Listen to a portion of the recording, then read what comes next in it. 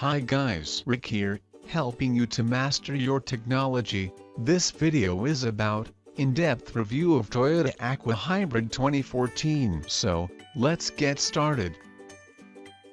Subscribe to get smart, and to watch the latest videos first. Hit the bell icon and you will be notified about the new videos updates instantly.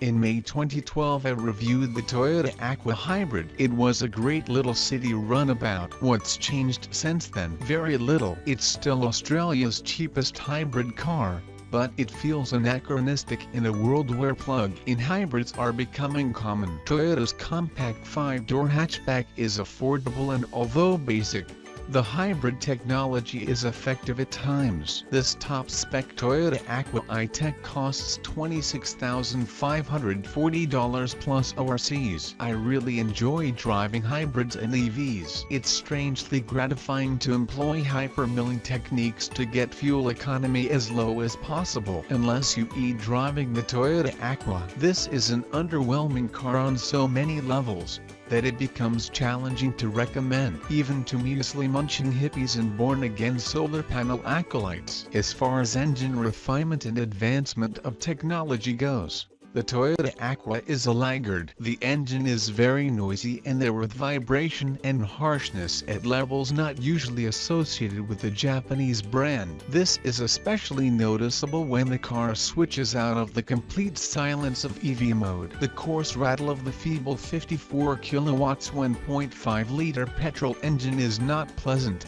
as the car's stunted brain decides it's time to charge the battery. Combined, the petrol engine and electric motor conspire to develop 74 kilowatts. The Aqua interior looks and feels cheap. There's no Apple CarPlay, no Android Auto, and no 5-year warranty to fall back on should things start to rattle themselves apart, either. Fuel economy was pretty good, seeing as low as 4.5 L per 100 kilometers on some daily commutes, but even when you hit the V mode button the car barely covers 1 kilometer when a full battery charge. Yep, even in EV mode you have to treat the accelerator pedal with caution. The Enigma beep telling the driver excessive acceleration has reinstated the fossil-fueled engine is perhaps the most insulting experience one can encounter behind the wheel of a car. After being launched in Australia in March 2012, the Toyota Aqua was updated in August 2013 with an updated exterior design,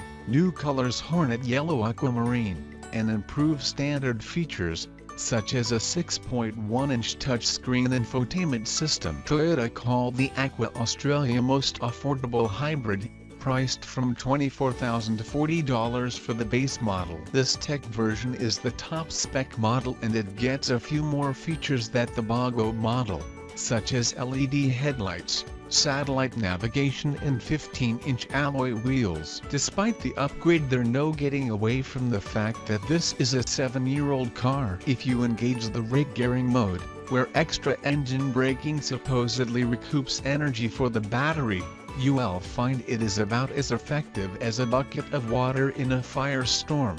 The car is so smart it won't even work with the cruise control. The temperature control dial felt cheap when rotated, and although the digital temperature display and the triangular motif around the controls adds a touch of modernity, there is a sense of cost cutting in this car. The tech designation of this Aqua is an oxymoron, given that the car has very little in the way of anything resembling modern technology. It's sorely lacking in semi-automated driving tech, such as adaptive cruise control or lane keep assistance. It can park itself, and adding insult to injury, there are no parking sensors. It was a surprise to find a rear-facing camera. The centrally mounted instrument display may have been novel 7 years ago, but in practice it is distracting, taking your eye slightly away from straight ahead.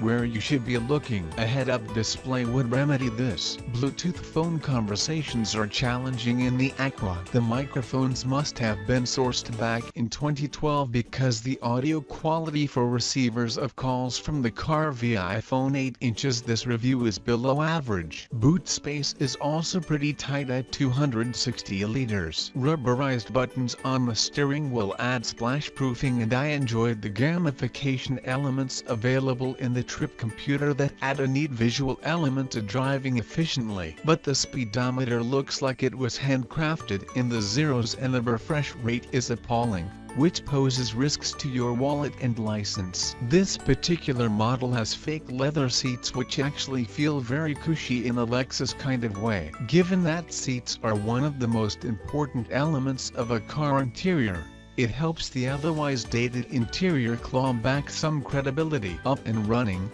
the Toyota Aqua gets the job done. There's no charm and no character to this vehicle, just a diligent attitude. The CVT has the pulse of a zombie and combines with the raspy engine to create a dull experience. But when the engine switches off and the electric motor takes over, it's quite a treat. The car's gentler side coming to the fore. Being a Toyota, it's likely to be very reliable, which is a good thing, especially considering the 3-year warranty is now borderline unacceptable in today's cutthroat new car market. In terms of fuel economy, I ended my week-long test with the aging hybrid at 4.8 L per 100 kilometers. During my time in the car, I got it as low as 4.5 L per 100 kilometers, and during the daily commute across the Westgate Bridge in Melbourne, I found outward vision to be pretty good front and side, which is handy when you are surrounded by massive SUVs and trucks. However,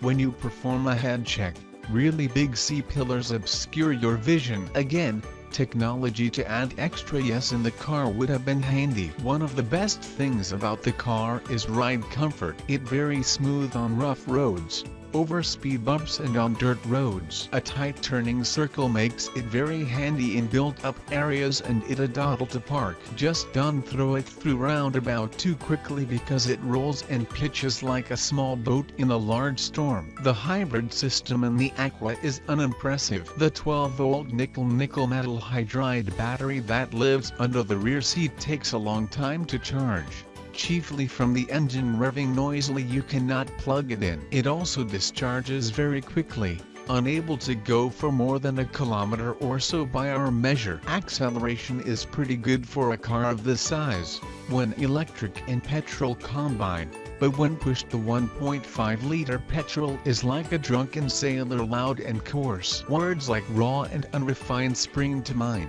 Given the Prius nameplate is one of Toyota and indeed the world's most recognizable hybrid brands, the company has dropped the ball with this car. The hybrid system is fundamentally the same as the original Prius that launched in 1997, more than 20 years ago. Toyota used to be a leader in the hybrid field, but now it's lagging, at least in its offerings to the Australian car buying public, given that it still DOEs and offer a plug-in hybrid version of the Prius like in other countries. I really enjoyed what this car brought to the table in 2012, but automotive technology accelerates at an incredible pace and the Aqua has been left behind. Before I end this video, if you want something specific to show in my next video, just say in the comments section below. If you found this video entertaining and enjoyable, give me a favor by clicking that like button, subscribe if you haven't already. I'll catch you all in the next episode of Get Smart. Peace.